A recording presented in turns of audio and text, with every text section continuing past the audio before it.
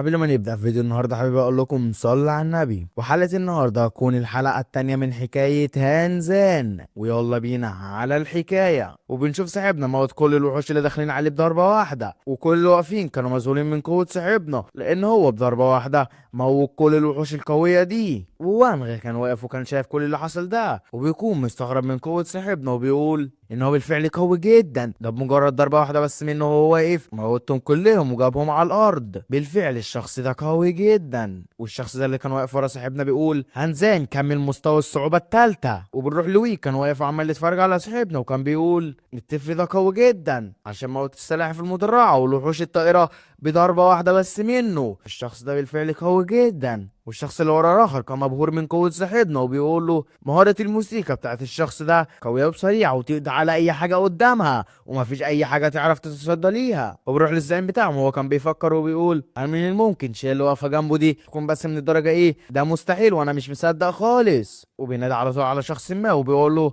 اوف وتعالى هنا بسرعة. وبالفعل بنشوف الشخص ده جه ورا الزعيم بسرعة كبيرة، وبيقول له نعم يا سعيد افيدك بايه. واول ما بيجي الزعيم على طول بيقول له انت عندك القدره على تحديد رتبه الروح المتعاقده عليا، فعشان كده روح لشيء على طول ويعرف التصنيف بتاعها. الشخص ده على طول بيرد عليه وبيقول له بالفعل يا زعيم انا اتحققت من تصنيفها، لكن لا يمكن التعرف عليها، وربما وضعها مثل الانسه لينغ. والزعيم اول ما بيسمع منه كده بيبص له وبيقول له هو انت تقصد بالكلام بتاعك ده ان هي مثل لينغ تشين؟ تم التعرف عليها انها من رتبة اي، لكن موهبتها لا تتفق مع هذا الاستنتاج، مع ذلك ان هي قوية جدا لان هي تعاقدت مع هان. والشخص ده بيرد عليه وبيقول له هذا الاحتمال لا يمكن استبعاده بالفعل. والزعيم بيكمل كلامه وبيقول الكلام ده غريب بالفعل، ولو الكلام ده صح فمن الضروري ان تلتقي لينغتشيني مع هانزان. وبالمناسبة ما اسم موهبة الروح المتعاقدة من الرتبة اي الخاصة بلينغتشين؟ والشخص ده بيرد عليه وبيقول له مورجال شينونغ. وبنرجع مع صاحبنا تاني في معركة القتال، وهو بيقول للشخص اللي ورا ده استاذ انا عايز اكمل التحدي ده. وهو بيرد عليه وبيقول له بالتأكيد يا هان انت شاب طموح وقوي اعتني بنفسك. وبالفعل بنشوف خارج له وحوش عمالقة ومن مستوى الصعوبة 4، وبنشوف في وحش هجم على صاحبنا بالمخالب بتاعته، لكن صاحبنا تفاداها على اخر لحظة وبيبعت لهم هجوم من هجوماته القوية جدا. وبالفعل بنشوف الهجوم ده اثر على واحد منهم وقطعه الى اجزاء حرفيا. وبقية الوحوش العملاقة بيكونوا داخلين على صاحبنا، وكمان صاحبنا بيكون داخل عليهم، وصاحبنا بيفعل مهارة من مهاراته. بيفعل المهارة دي بيقول لهم اسمحوا لي عشان اعرف قوتي وصلت دلوقتي لحد فين. وبالفعل صاحبنا بيبعت لهم الهجوم ده وبيسيب كلهم وبيموتهم بكل سهولة. ونشوف صاحبنا كل ما يخش في مرحلة اصعب بيكسبها بكل سهولة، ودخل اختبار المستوى الصعوبة الخامس وانتصر فيها، وكمان السادس وانتصر فيها يا اخرى، وكمان السابع والثامن انتصر فيهم بكل سهولة. ولما بيخلص ده كله بنشوف صاحبنا وهو واقف وحوالينه جثث وحوش مترمية في كل مكان وبيكون عملاقة جدا، وصاحبنا بيكون واقف في نصهم وما بيكونش حصل له اي حاجة. والشخص ده بيجي له وهو متوتر وبيقول له هان انت فزت ب9 جولات بكل سهولة ويمكنك دلوقتي التوقف. لكن صاحبنا بيصدم وبيقول له لا انا مش هتوقف، انا عايز المزيد وهخش مستوى صعوبة 10. والشخص ده بيكون مصدوم منه جدا بيقول له لا هو انت اتجننت ولا ايه يا هان؟ الوحش اللي في المستوى العاشر ده قوي جدا ولو سبته عليك هيموتك بكل سهولة. وبنشوف الاشخاص دول هم واقفين وبيقولوا على الرغم من ان هان قوته كبيرة ويموت اي وحش، الا ان المستوى العاشر ده الوحش اللي فيه قوي جدا وهان عمره ما يعرف يتصدى له ويموته. والمستوى العاشر ده هو المستوى الاخير والوحش اللي فيه من المستوى الثالث، ده كده هان عايز يموت بشكل مباشر. وبنروح لوي وهو واقف وبيتكلم وبيقول نظام التقييم في الوقت الحالي لما تحدث هو مستوى الصعوبة 9، وبيفضل يشجع في صاحبنا والجمهور كمان عمالين يشجعوا فيه. والشخص اللي واقف ابو نضاره ده بيقول هذا الطفل موهبة عظيمة بالفعل، فعشان كده انا هخليه ينضم معايا في المنطقة التانية. واللي بيقطع كلامه هو وي بيكون داخل وفعل الهالة السوداء حواليه وبيقول له انت عايز تخش حرب مع المنطقة الأولى من أجل الشخص ده؟ وهو بيبص له كده وبيضحك ضحكة شريرة وبيفعل هالته هو آخر وبيقول له وليه ما لا. وبنسيب بقى الاتنين دول وبنروح لصاحبنا وهو الشخص ده بيقول له انت لو اصريت على التحدي ده فانا مش عارف اوقفك، بس انت اللي دخلت في المعركة دلوقتي فمن المستحيل انك تفوز عليه لان انت مرهق وبذلت مجهود كبير لقتل الوحوش الكتير اللي فاتت دول. وهان بيقول له ماشي انا فهمتك، اديني بس 6 بعد الوقت وانا هسترد قوتي من تاني وهكون جاهز بالفعل لدخول المعركة دي. والشخص ده بيرد عليه وبيقول له ماشي انا موافقك على الموضوع ده، لكن فترة الاستراحة بتاعتك هي بس 5 دقايق. وهان بيقول له فقط اعتني بعد الوقت للاغاني. وبالفعل يا صديقي بنشوفه هو قاعد ومفعل التعافي السريع بتاعه، وبقية الاشخاص بيكونوا مذهولين من صاحبنا، وواحد منهم بيقول ده مستحيل ان هو بيستعيد قوته الروحية مرة تانية، ازاي فعل ده؟ ونروح تاني للشخصين دول وبيكونوا عايزين يتقاتلوا. والشخص ابو هالة زرقاء ده بيقول له هان هيجي دلوقتي معايا المنطقة الاولى. والشخص التاني ابو هالة سوداء بيقول له دلوقتي هنقاتل وهنشوف مين اللي هياخده. لكن اللي بيقاطع كلامه مش الشخص ده، وهو جاي بيقول لهم بقول لكم يا ايها الوغدان هان مش هيتنقل من هنا لما يجي معايا، وانتوا الاتنين بتتخانقوا على الفاضي وانا كده كده اصلا اللي هاخده. وبنتعرف على الشخص ده وبيكون رئيس المنطقة الخامسة والاسم هو ليو. والشخص ده بيقول له الاخ الكبير ليو وانت كمان عايز تتنافس عشان الشخص ده؟ وليو بيرد عليه وبيقول له وهي فيها ايه يا عم ما تسيبه يجي الى المنطقة الخامسة بتاعتي. لكن الاتنين دول بصوت واحد بيقولوا له امشي من هنا دلوقتي لا اما هنقتلك وهنسحقك من على وجه الارض. وهو اصلا اول ما بيشوف الاتنين كده بالهالة بتاعتهم بيكون مرعوب وبيكون هيشخ على نفسه وبيكونوا هيضربوه بالهالة بتاعتهم الكبيرة. لكن بيجي المعلم بتاعهم وبيفض الخناقة دي بيقول لهم خلاص هذا يكفي. وهما الاتنين بيتصدموا منه بيكونوا خايفين بيقولوا للمعلم هو انت جيت امتى؟ والمعلم بتاعهم بيقول لهم المنطقة الأولى تتفوق في المعارك الحاسمة، والمنطقة الثانية تتفوق في الاستراتيجية، والمنطقة الثالثة توسع الأراضي، والمنطقة الرابعة تستكشف الحقيقة وتبحث عنها، والمنطقة الخامسة تنقذ الروح، والمنطقة السادسة تمر بمفاتيح الحراسة، والمنطقة السابعة تعبر المحيطات، والمنطقة الثامنة تبقى خلف الكواليس. هذه المناطق ال8 هم أساسيين إنهم بيقدموا الأمان لأهل دكاسيا. أنا فكرت كتير عشان أشكل منطقة 9 لكن لسه ما خدتش الخطوة الأولى. بيقولوا بالفعل يا معلم وأنتوا هتشكلوا منطقة 9؟ والشخص أبو نضارة ده بيبص له وبيكون بيفكر في حاجة وهي في صاحبنا وبيقول الشخص ده هو اللي هيتكفل بالمنطقة 9 ولا إيه؟ وبنرجع مع صاحبنا اللي بيكون رجع قوته من تاني وبيكون الوحش المرحلة ال10 بيخرج له وبيكون شكله ضخم جدا وجسمه كله عبارة عن نار سوداء. وبنتعرف عليه بيكون من المستوى الثالث زرج وحش اللهب الأحمر. وبس الوحش أول ما بيخرج وبيفعل هالته بيكون قوية جدا لدرجة إن هي أصلا بمجرد حضوره وتفعيل هالته الناس اللي حوله كلهم بيتنطروا وبيكونوا مرعوبين حرفيا من قوته الكبيرة دي. وفي أشخاص منهم بيقولوا يلا الهول إن هو قوي جدا وهان مش هيعرف حتى يتفادى هجومه. والشخص ده بيقول الوحش ده خرج وبيجهز هجوم لان وهل لسه برضه واقف مكانه وما عملش لسه اي حاجه. وصاحبنا بيقول ليوي هل انت مستعده يا يوي؟ ويوي بتقول له بالفعل يا هان انا مستعده للقتال. وبالفعل بتتحول الى المزيكا دي وصاحبنا بياخدها وبيطير ناحيه الوحش وهو طاير بيقول بصيغه سيد العقد الروحي انا مش جاي هنا عشان اهرب من الوحوش اللي تطلع لي وانا جاي هنا عشان اقتل الوحوش واعرف مدى قوتي. والوحش ده من غير كلام كتير بيفتح بقه بيبعت لصاحبنا هجوم عباره عن نار. النار دي بتكون لسه هتصيب صاحبنا لكن صاحبنا بيتفاداها بكل سهوله واول ما بتنزل على الارض بتعمل انفجار قوي جدا.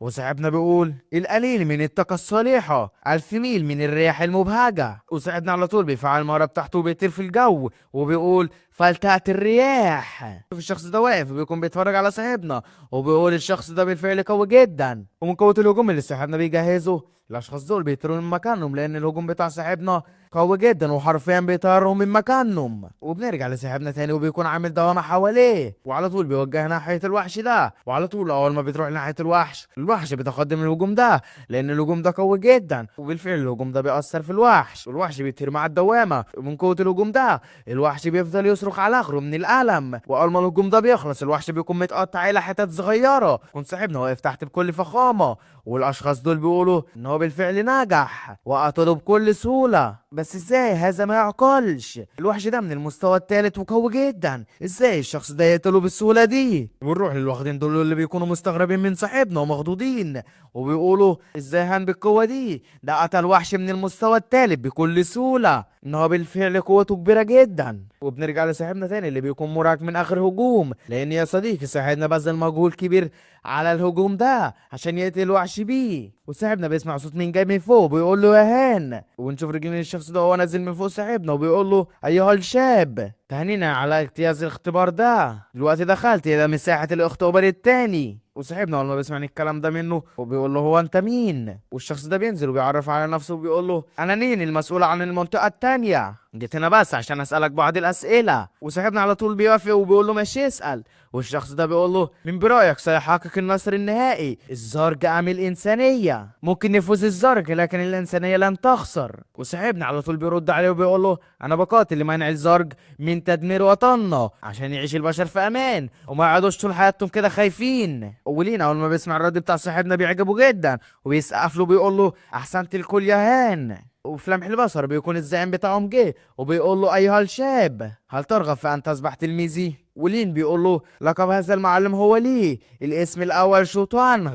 وصاحبنا بيتصدم بيقول المعلم ليه من عائلة ليه، اقوى عائلة في داشية. وبنروح في فلاش باك كده صغير لما كان الوحوش بتهاجم البشر وبنسمع صوت بيقول منذ 100 عام لما الزرق الثلاثة هاجموا على داشية كانت خلاص داشية على وشك الانتهاء، لكن في اللحظة الأخيرة ظهر المعلم ليه قتلهم هو لوحده ونقص داشية بالكامل. وبنرجع لصاحبنا تاني وبيكون فرحان جدا وبيقول بالفعل يا معلم انا ممكن ابقى تلميذك. والمعلم بيقول له بالفعل يا هان انت ممكن تبقى تلميذي. وهان على طول بيقدم له التحية وبيقول له تحياتي يا معلم. والمعلم بيكون مبسوط من هان جدا وبيمسكه وبيقول له جيد جدا يا هان انت بالفعل شجاع وقوي جدا وانا فخور بيك عشان ده اول لقاء ما بيننا ساعتيك الهديه البسيطه دي. وبيعرفه على الهديه دي بيقول له هذا الخاتم مصنوع من عظام امبراطور زورغ في المرحله التاسعه الذي قتل في ذلك اليوم، تحتوي على مساحه تخزين فهذه لك يا هان. وهان بيكون مصدوم من الهديه دي وبيقول عظام الاباطره الزورغ يحتوي هذا على شرسه مرعبه وهائله، حتى العظام لديها مثل هذه القوه. ماذا قوة الامبراطور زورج في المرحلة التاسعة قبل ما يموت؟ وصاحبنا بيمسك الخاتم ده بيكون مبسوط منه جدا. والمعلم بيقول له يمكن لهذا الخاتم ان يخيف الزورج ذي المستوى الادنى ولكن ضد الزورج الاقوى فانها ستصبح اكثر عدوانيا، فانت لو قلقان انت ما تلبسهاش بشكل دايم. وهان على طول بيلبس الخاتم ده وبيقول له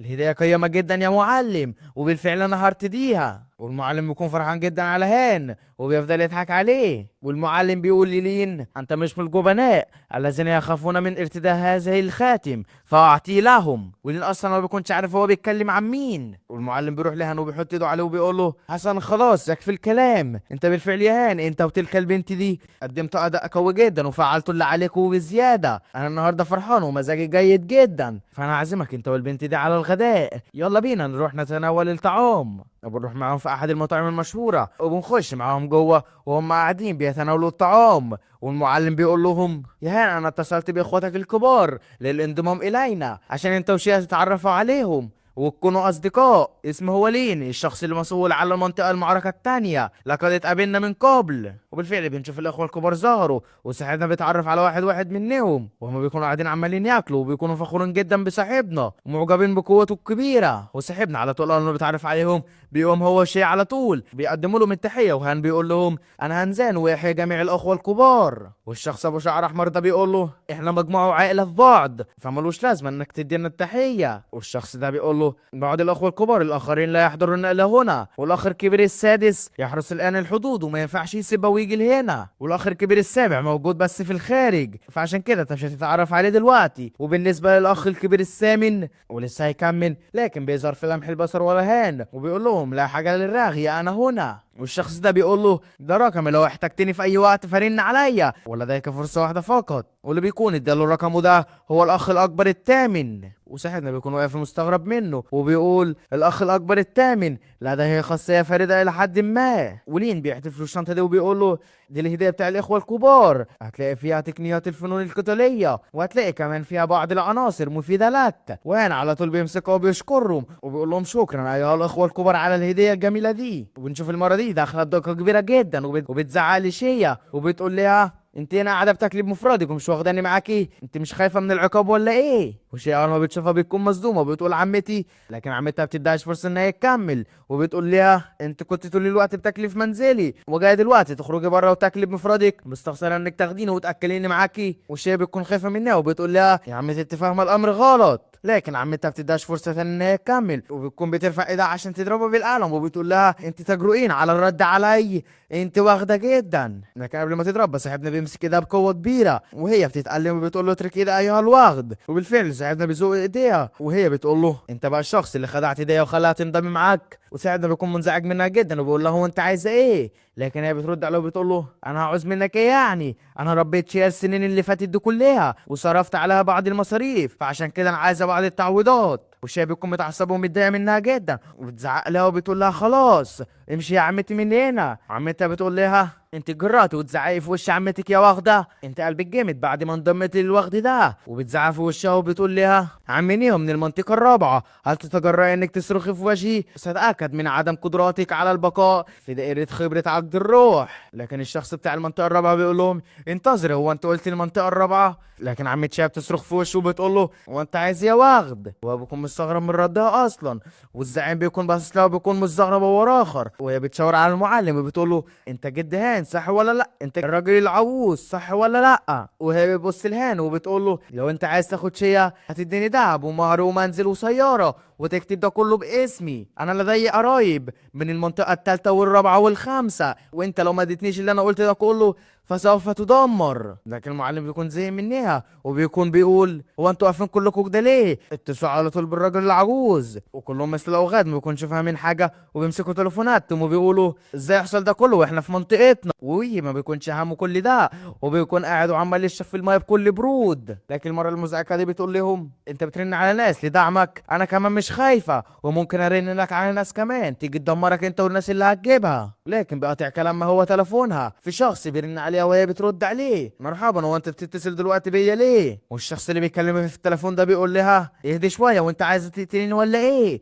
من دلوقتي حياتنا كلها انتهت. وهي بتكون واقفه ومش مصدقه وبتكون مذهوله. والمعلم ده بيقول لها انت مش كنت بتقولي من شويه انك هتجيبي ناس عشان يدمرونا؟ فين بقى الناس دي واللي ما بترنيش عليهم؟ والشخص اللي في التليفون اللي بيكلمها ده بيقول لها انت لو عايزه تموتي بسرعه فخليك استمري على اللي انت بتعمليه وخليك واقفه عندك، ونصيحه مني ليكي لو عايزه تعيشي فابعدي عن هنوشيه. وهي اول ما بتسمع ده كله بترمي التليفون على الارض وبتكون متعصبه جدا وبتقعد على الارض وبتقول هو في ايه؟ وصاحب المطعم اللي هم قاعدين فيه بيجي بيقول لها من فضلك ما تسببيش بعض المشاكل هنا. وهي بتقول له مين اللي بيسبب المشاكل هنا؟ انا ولا هم عمالين يتنمروا عليا وانا مش هسيب حقي. وهي تفضل تتمرغ على الارض وبتسبب الازعاج وبتفضل تزعق وبتقول ايها الاشخاص العاديون سادة عقد الروح يتنمرون علي لان انا شخص عادي وما عنديش القوه. وهنو كل اللي واقفين ما بيكونوش عارفين هي بتعمل كده ليه. لكن المعلم من غير مقدمات بيضربها بالقلم وبيقول لها انت مزعجه جدا، وهي بتفضل تتألم وبتعيط جدا. والشخص ده بيقول لها نوشيه انتم الاثنين لم تتشاركوا في غرفه بعد. وهان بيرد عليه بيقول له لا لم نفعل ذلك. والشخص ده بيفضل يكمل كلامه وبيقول له بعد مشاركة الغرفة يمكن أن يحصل خبرة عقد الروح على درجة معينة على القدرة، وعلى الرغم من أن ضعف هذه القدرة إلا أنها لا تزال مفيدة. ويفكر في شيء وبيقول لي ينقسم شكل عقد الروح إلى نوعين، الشكل المضيء والشكل البشري، نموذج الكائن الشكل البشري. وبنيجي بعد ما الموضوع بتاع عمة شاب يخلص وشاب بيكون قاعد قدام المعلم انا اسف يا معلم انا اللي كنت السبب في كل ده. والمعلم بيرد عليها وبيقول لها ده مش خطأك يا شيا، انت فقدت ولديك الاتنين ومن دلوقتي ما تروحيش منزل عمتك تاني، انت وهان تقدروا دلوقتي تعيشوا في منزلي. وهي بتفضل تعيط وبتقول له شكرا يا معلم وما تكونش مؤدبة قوي كده، دلوقتي ابدأ ياكل بعد الطعام في طريقة معينة لتناول الطعام من اللواء الساخن ذو 9 شبكات ل4 مربعات الكبار حول مراكز مخصصة لطهي الأطباق، والأربع مربعات الصغيرين في الزاوية مخصصين لطهي الطبقات اللي بتحتاج وقت أكبر للتناول. وهم بيقول له معلمي ماذا عني؟ معلم أنا عايز أكل الطعام المسلوق أم المطهي أم المطبخ ببطء.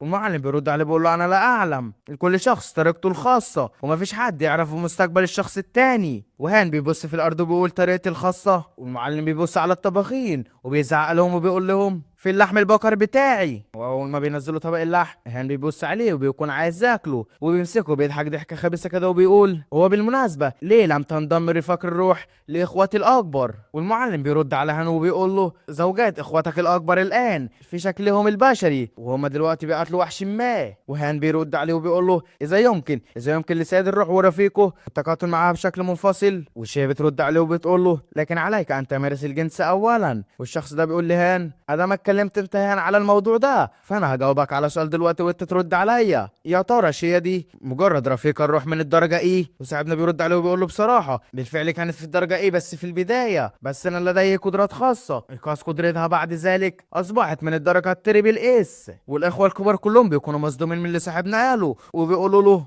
هو انت بتتكلم بجد ولا ايه يا هان؟ وانت بالفعل عندك قدره بالنوع ده بس انا عمري ما سمعت منها من قبل. وهان بيضحك وبيقول لهم الناس كلهم فكروا ان انا بختار الرفيقه عشوائي كده، انا ما برتبطش برفيقه بشكل عشوائي بسبب موهبتي. لو قابلت رفيقه بروح ذات موهبه حتى كمان لو كان تصنيفها منخفض فما بضيعش الفرصه دي. وفي واحد منهم بيقول لصاحبنا بجانب فوتشين في 9 اثارات اخرين من افضل 10 اثارات قديمه. والمعلم بتاعه بيقول له ما تقولش لحد عن موهبتك دي، ما تقولش لحد عن موهبتك دي. المعلم بيقول له واحد من الكبار لما نرجع الى المنزل خلي معلومات هان وشية سري قصوي وتاكد ان ما فيش حد غيرنا عارف المعلومه دي. وبالفعل الاخ الكبير ده بيقول له حاضر يا سيدي. والاخوه الكبار كلهم بيقوموا بيقولوا للمعلم بتاعهم معلم احنا سعيدين اليوم عشان لدينا اخبار جديده. لقد فازت ديسيا ب9 عشرات معركه متتاليه ضد عرق الحشرات، وعشان كده استعدنا 6 مناطق كانوا مفقودين مما زاد من مساحه ديسيا بنسبه 20%. وهذا العام احرزنا تقديما في التحقق في تسبب تفشي الحشرات. والمعلم بيقوم وبيكون فرحان وبيقول هذا جيد، كل الاخبار مفرحه للغايه. وكلهم بيحتفلوا بالاخبار الجيده دي وبيشربوا كلهم في كاس واحد. بنيجي نفس اليوم بس بالليل مع المعلم وهان وشية، وهو هان بيقول للمعلم هو انت سكران ولا ايه يا معلم؟ لكن المعلم بيقول له انت بتستهين بهذا الرجل العجوز بدلا من القلق بشان سكري، لماذا لا تفكر في منزلك الجديد؟ والمعلم يفتح له الباب وبيوري له شقته الجديده. واول ما هان وشي بيخشوا بيكونوا مصدومين وفرحانين. وهان بيقول انا ما كنتش متخيل ان يكون لي منزل في المدينه الزرقاء، انا بالفعل متشكر لك يا معلم. والمعلم بيكون خارج وبيقول لهم مدينة الزرقاء العميقة هي مسقط رأس زوجاتي. وهان بيقول بالمناسبة من هي فين مراتك؟ هي مش معاك في كل الوقت ليه؟ المعلم بيروح في جنب كده وبيكون زعلان وبيقول لهان بكل حزن لقد ماتت في المعركة والعالم كله بيتذكرنا انا فقط وما بيفتكروش شوت وانغ لتحويل مجرى الحرب وقتل 3 أباطرة حشرات، ولكن ما فيش حد يتذكر اسمها لحد الآن. بدونها انا ما اسواش حاجة. وشاي بيكون بيتعرف عليها وهان بيكون زعلان وبيقول له انا اسف يا معلمي،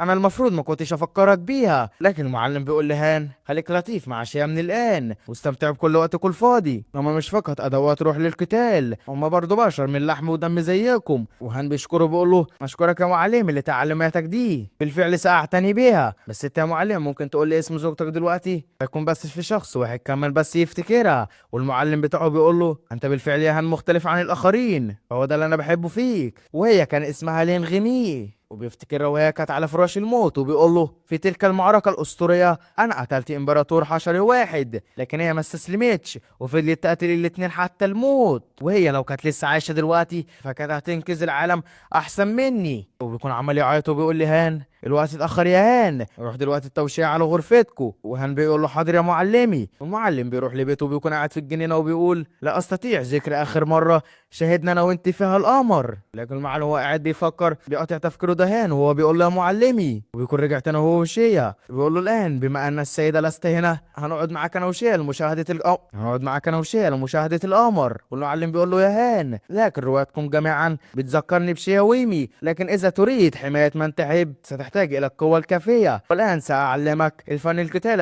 الذي أتميز به. وبيفضل يقعد كده وبيجمع قوته كلها في ضربة بتلك ناحية الشجر دي وبيقسمها بكل سهولة وبيقول له هذا الفن القتالي يدعى قبضة الأقفال الثمانية، لديها 8 أقفال تتوقف مع 8 نقاط خفية في الجسم الإنسان، بمجرد فتح الأقفال الثمانية ستتجاوز حدودك. وعلى طول هنا أول ما بيشوفها بيتعلمها في ثانية وبيجربها عليه وبالفعل بينجح وبيقول للمعلم بتاعه هكذا يا معلمي. المعلم أول ما بيشوفها عملها في ثانية بيكون مصدوم وبيقول كيف هذا ممكن؟ في الماضي استغرق الأمر 6 أشهر من ويتشين لتعلم كيف تفتح الأقفال، لكن هذا الفتى فتحها بعد نظرة واحدة فقط. وهان بيقول للمعلم لقد وجدت موقع الأقفال بناء على جسدي. وبس كده صديقة بنعرفش ايه اللي بيحصل تاني لان الحلقة بتاعت النهاردة بتخلص. ولو عجبتك الحلقة فانزل اعمل لايك واشتراك وكومنت حلو زيك كده. وبس كده صديقي، سلام.